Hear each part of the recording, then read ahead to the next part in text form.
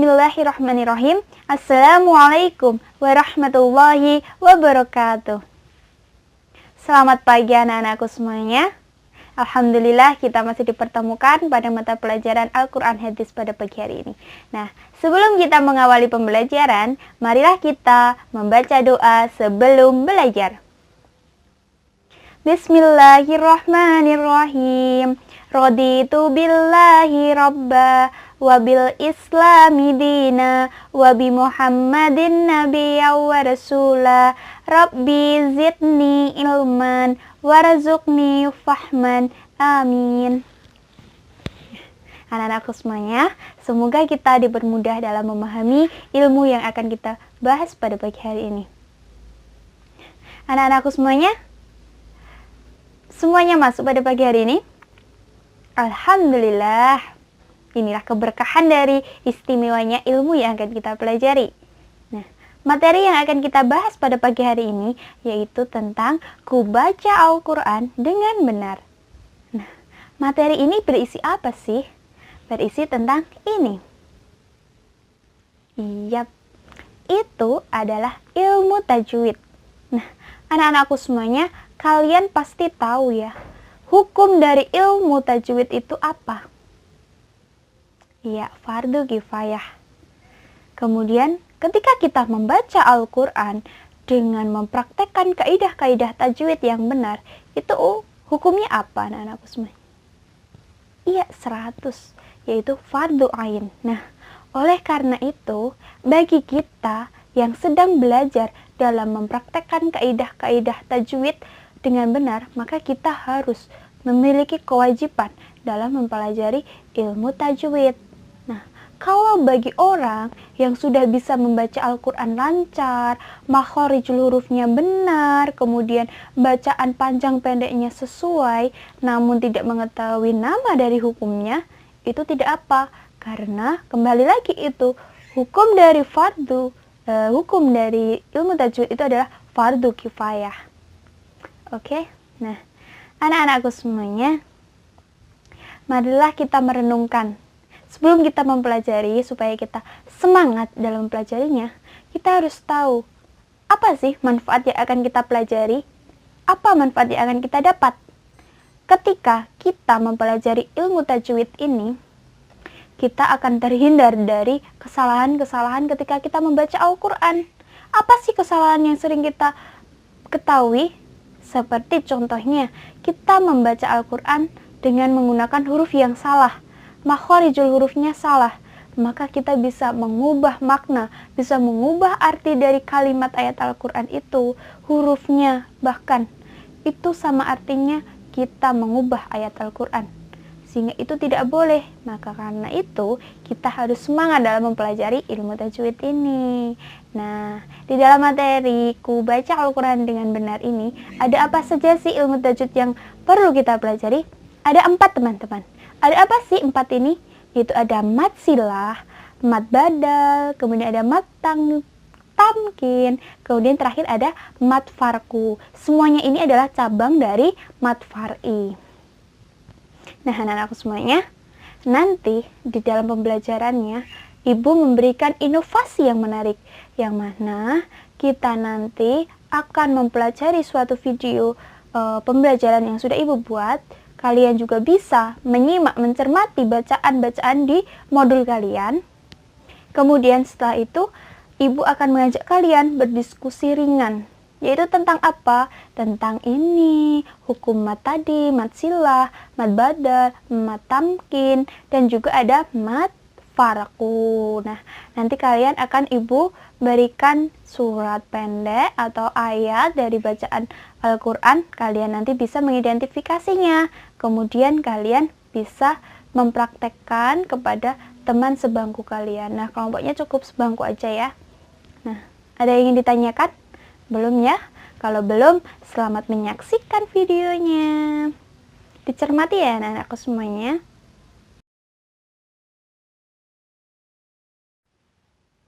Bismillahirrahmanirrahim. Kita akan eksekusi 4 hukum bacaan mad. Nah, tadi cabang dari mad far'i ada apa saja yang akan kita pelajari? Ada mad silah, mad badal, mad tamkin, dan juga ada mad farku. Yuk kita eksekusi satu persatu. Yang pertama adalah mad silah. Secara bahasa artinya apa sih mad silah itu?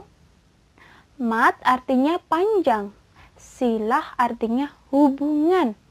Berhubungan dengan apa? Yaitu berhubungan dengan hak dhamir. Sudah tahu bentuk dari hak dhamir? Hak dhamir itu seperti angka 5 dalam bahasa Arab. Oke, nah mad silah itu terbagi menjadi 2. Bercabang nih mad silahnya. Yang pertama ada mad silah qashirah dan juga ada mad silah tawilah.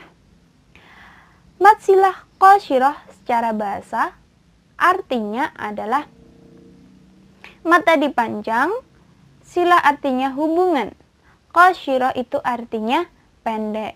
Lalu mad silah tawilah secara bahasa artinya mad tadi panjang, silah hubungan, tawilah itu panjang juga. Nah, kita kupas satu persatu dari cabang mad silah ini.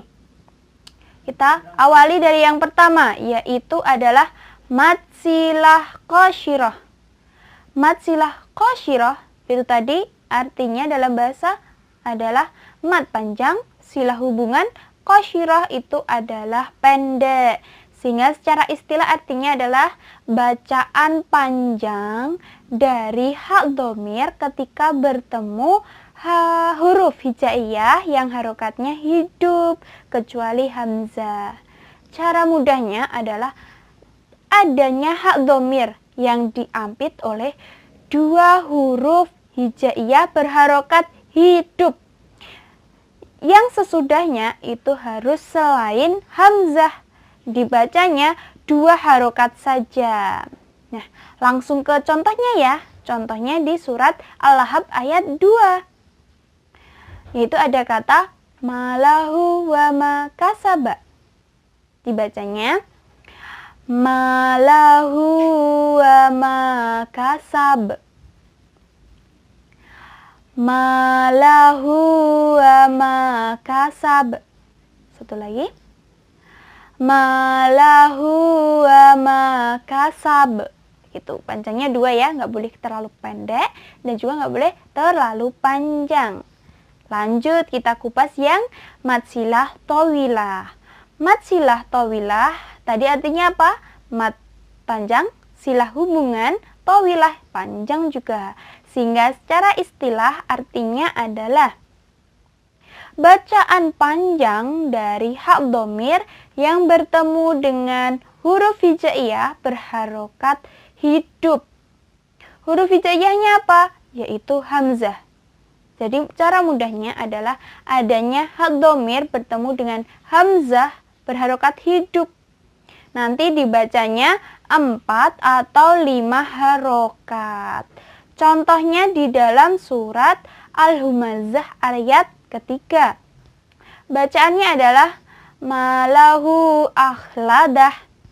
Jadi dibacanya bisa 4 atau 5. Saya contohkan yang 4 harokat saja ya. Nah, malahu akhladah. Ulangi lagi. Malahu akhladah. Lagi, satu lagi. Malahu akhladah. Seperti itu. 4 bacaannya, 4 harokatnya.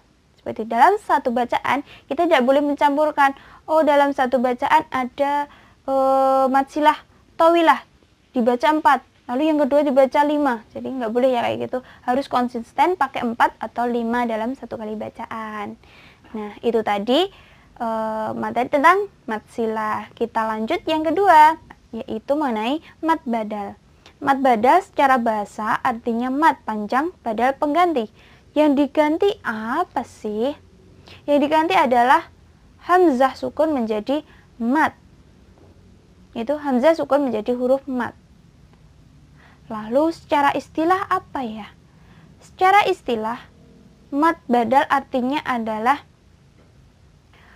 hukum bacaan yang mana menjelaskan mengenai kaidah bacaan panjang yang terjadi karena proses menggantinya hamzah sukun menjadi huruf mad asli yang terdiri dari ada alif, waw sukun, dan ya sukun. Nah, secara simpelnya atau secara mudahnya, mad badal itu apabila ada dua hamzah bertemu. Yang pertama, hamzahnya itu berharokat hidup, bisa fatkah, kasroh, ataupun dhammah. Bertemu dengan hamzah kedua, yaitu berharokat sukun. Nah, nanti hamzah kedua ini nanti akan dirubah menjadi huruf mad yang tergantung dari harokat hamzah yang pertama. Misal hamzah yang pertama itu berharokat fatkah, maka hamzah sukun yang kedua dirubah menjadi alif. Jika hamzah pertama itu berharokat kasroh, hamzah yang kedua itu dirubah menjadi huruf ya, sukun ya. Lalu kalau hamzah yang pertama itu berharokat dhammah, maka hamzah sukunnya dirubah menjadi apa? Waw sukun, betul sekali. Nah, hukum bacaan ini nantinya dibaca sepanjang 2 harokat saja. Kita langsung ke contohnya ya. Yang pertama ada kata a'dama. Maka cara bacanya yaitu 2 harokat. Adama, adama, adama, seperti itu. Lalu ada contoh lagi, imanan, dibaca menjadi imana, imana, seperti itu. Yang ketiga ada utu. Nah, kita bisa ya bacanya utu. Ada kata seperti itu. Maka cara bacanya 2 harokat. Utu, utu, utu, gitu ya, panjangnya 2 harokat saja. Lanjut ke materi yang ketiga. Nah, materi yang ketiga yaitu mad tamkin. Secara bahasa, mad artinya panjang, tamkin artinya kuat. Jadi kita nanti membacanya diperkuat. Lalu secara istilah apa ya? Nah, secara istilah mad tamkin itu adalah kaidah panjang yang terjadi ketika ada ya kasroh bertasydid bertemu dengan ya sukun, dengan syarat ya sukunnya tidak bertemu lagi dengan huruf berharokat sukun. Nah, jadi secara mudahnya adalah adanya ya kasroh bertasydid bertemu ya sukun yang tidak bertemu lagi dengan huruf hijaiyah berharokat sukun, seperti itu. Nanti dibacanya diperkuat gitu ya. Kata khayyitum, huyitum, seperti itu ya. Itu nanti dibacanya diperkuat. Seperti ini contohnya. Huyitum, huyitum, huyitum, gitu ya, ditekan. Jadi bukan diperpendek, bukan juga diperpanjang. Tidak boleh diperpendek seperti ini. Huyitum atau huyitum, seperti itu. Jadi cukup diperkuat, sedikit diperkuat, seperti itu ya. Materi yang terakhir yaitu mengenai mad farqu. Mad secara bahasa artinya panjang, farqu artinya pembeda. Nah, di sini membedakan dari apa? Yaitu membedakan dari kalimat pertanyaan dengan kalimat keterangan. Jadi, cara baca dari hukum bacaan mad farqu ini adalah 6 harokat. Baru deh kita sempurnakan tasydidnya. Nah, di Al-Quran hanya ada 3 surat yang mengandung bacaan mad farqu. Yang pertama ada surat Al-An'am ayat 143 sampai 144. Yang kedua ada surat An-Naml ayat 59. Dan yang terakhir ada Quran surat Yunus ayat 59. Nah, supaya kita mudah memahaminya, kita langsung ke contohnya. Saya akan mengambil contoh dari Quran surat Yunus ayat 59. Nah, kita siap-siap 6 harokat baru kita sempurnakan tasydidnya. A'udzu billahi minasyaitonir rajim. Bismillahirrahmanirrahim. Qul Allahu adzina lakum am 'alallahi taftarun. Ulangin lagi ya. Qul Allahu adzina lakum am 'alallahi taftarun. Lagi, siapkan 6 ya. 6 harokat baru sempurnakan tasydidnya. Qul Allahu adzina lakum am 'alallahi taftarun. Seperti itu. Alhamdulillahirrabbilalamin. Kalian tadi sudah mengamati video pembelajaran yang Ibu siapkan dan juga sudah menyimak bacaan dari modul kalian. Nah, anak-anakku semuanya, adakah yang masih ingin dipertanyakan?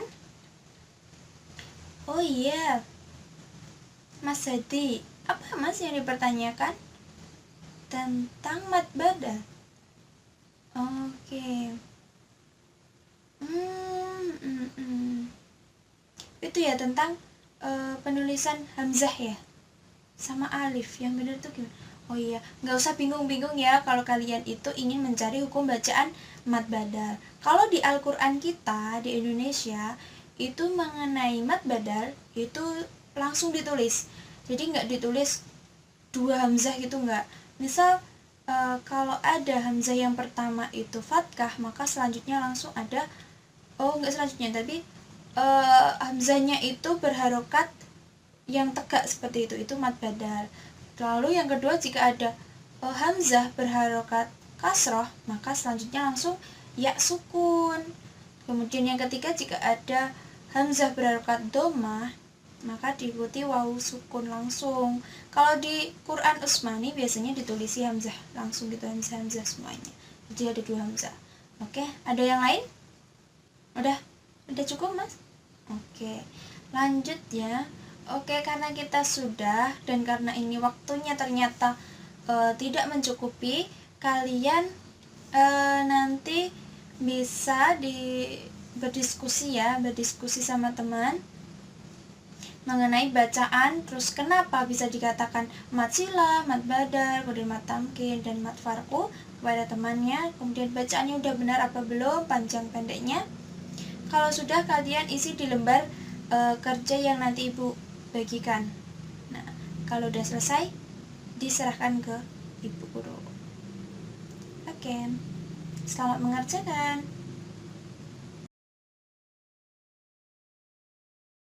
Oh, karena waktu kita habis, maka lembar kerjanya dikumpulkan saja, nanti Ibu koreksi, saya rekap di rumah. Yang penting kalian sudah belajar dan dibiasakan nanti di rumah setiap kali membaca Al-Quran. Oke?